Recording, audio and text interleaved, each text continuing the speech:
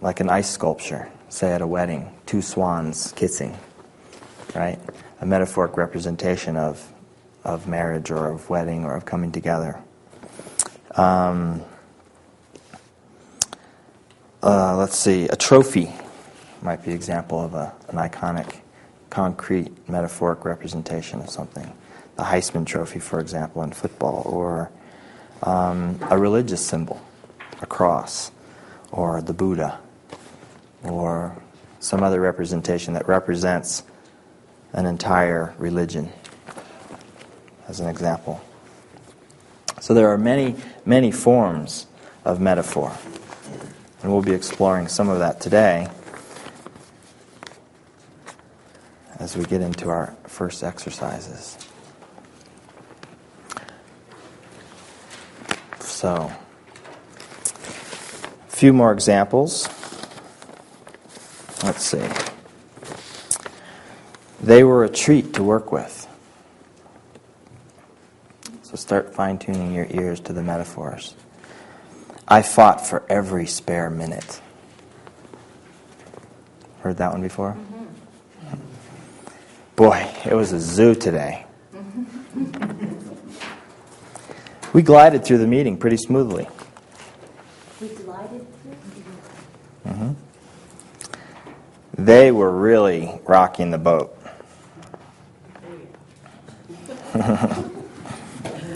That's a closed-door issue for me.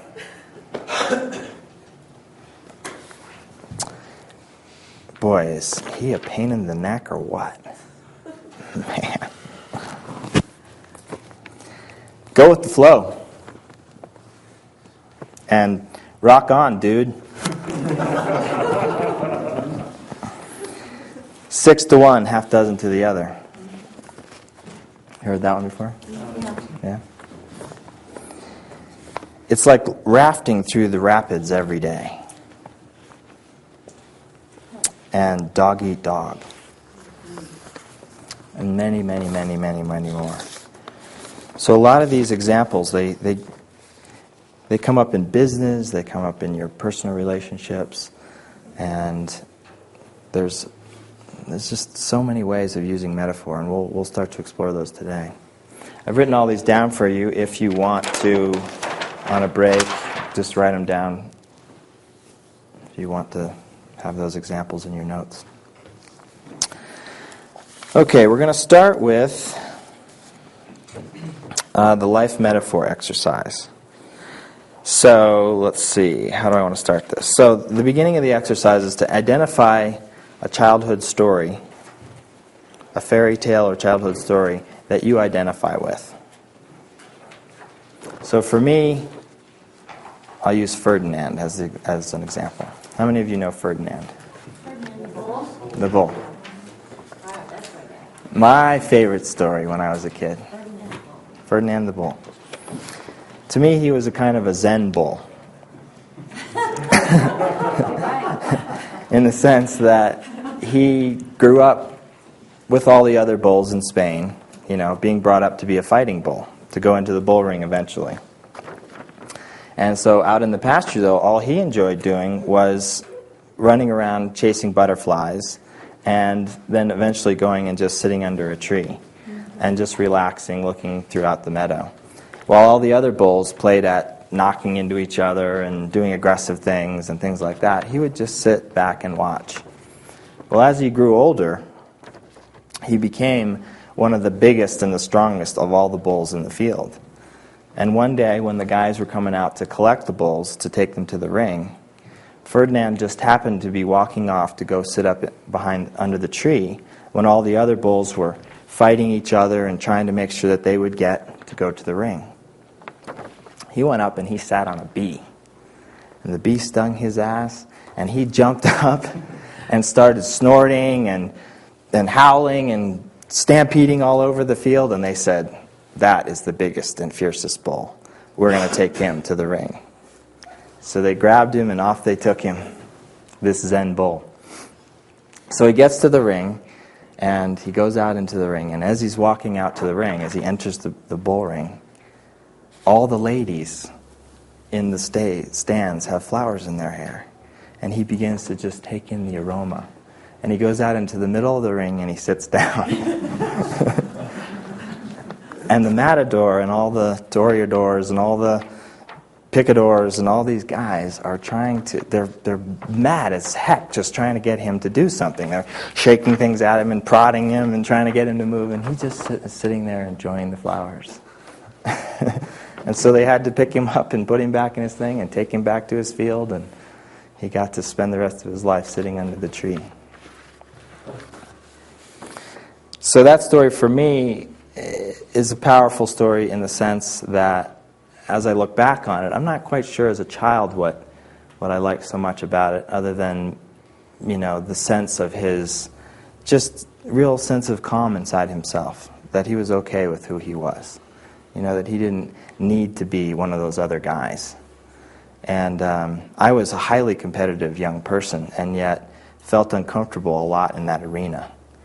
I felt like I had to prove myself a lot, and I think so Ferdinand kind of showed me that you could be strong and you could be powerful on the outside, but you could also be soft and easy on the inside. And that you could do things your way. You could be gentle and it would be okay. And so a lot of those themes, I think, have played out in my life as I've gotten older.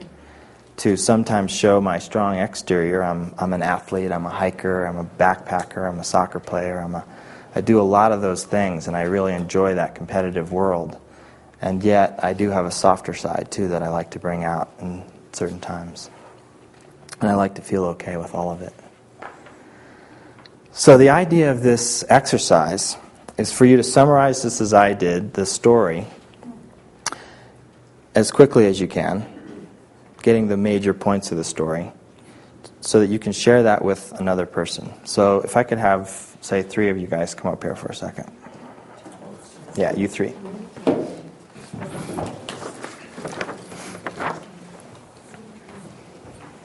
So let's have one of you over here. Great.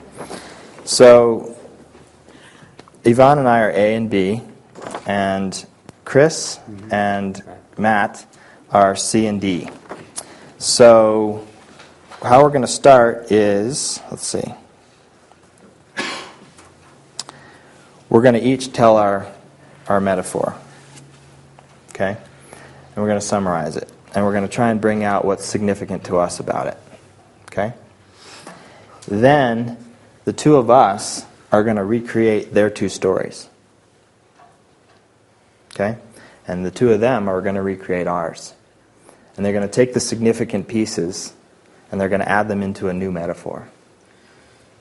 And they're going to add in any other resources that they think might be helpful to help reinforce those messages that we said were powerful for us.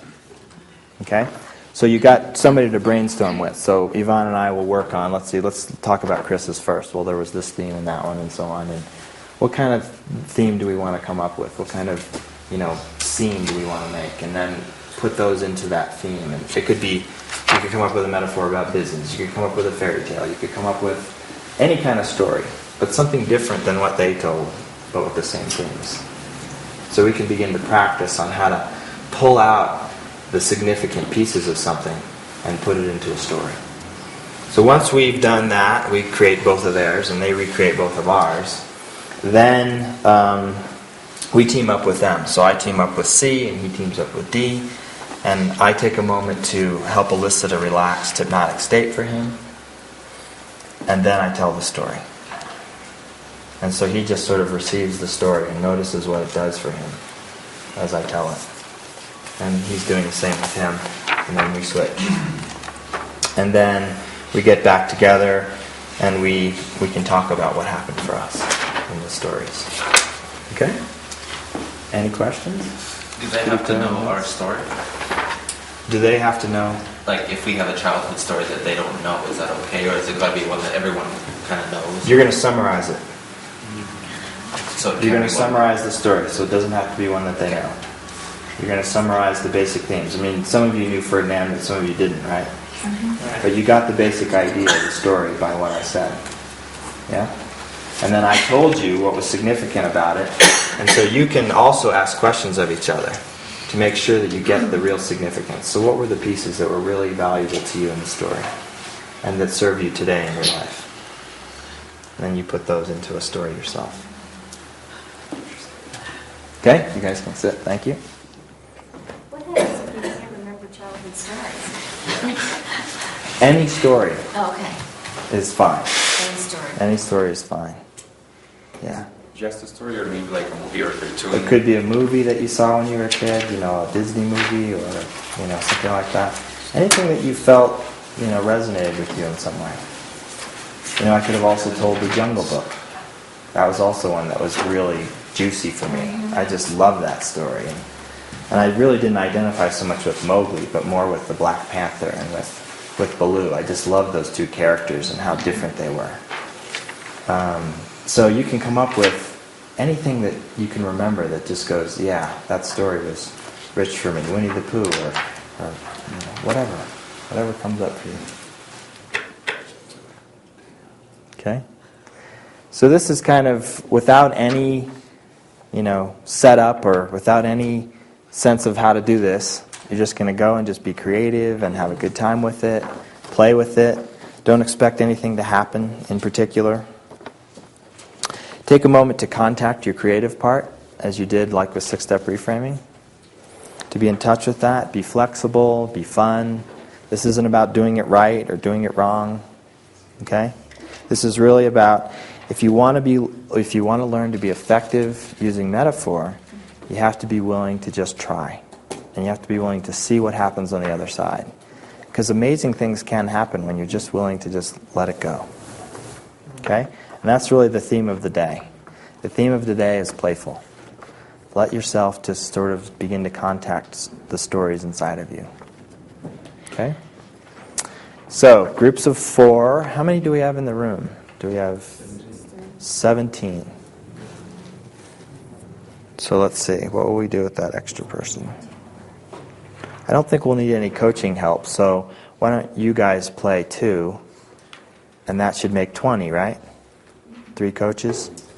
So then we'll have 20. We'll have 5 groups of 4. Okay? You're not sure about this? Okay. I'm willing to be a fifth wheel. We can do that. Let's do that, and then you can practice that during the next exercise. Okay. So 5 groups of 4. You'll have about, let's see, how long is this going to take? Maybe 30 to 40 minutes, something like that, I think. I'll kind of check in with you as we go along, see where you are. All right, go for it. So, thank you.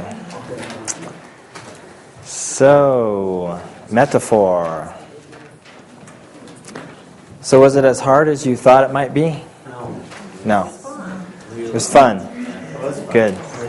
Good. Got engaged in creating, exploring. Tapping into a different part of your mind, huh? It really is, isn't it? Well, that exercise, giving you that exercise in the beginning is really to help show you, it's like a calibration exercise. It's like, what do I already know about metaphor and what can I do with it now versus the end of today? When you get to the end of today, you'll have a lot more skill with this, just in one day. So any observations or comments that you want to make about the exercise? I want to apologize for not having it be as clear as it could have been. I need to probably rewrite the notes and make sure all those A's and B's and C's and D's are clear about who's doing what and when and how and so on. Probably needs to be a full page of explanation. So I'll do that. So anything you want to say? Yeah, Oliver. I thought working the hypnotic language into the story at the end was really neat. Excellent. Excellent. How many of you used some hypnotic language to help introduce the story? I didn't see that. Yeah. It can add an element that can really make a difference. Yeah, because sometimes you're telling a story and you're just telling a story and the person's just getting what they get. But then when they're really listening intently, that kind of space where you help a person to relax themselves and sort of pay attention to the story in a new way, it just has a different way of going in. Well, we did the frog and the prince who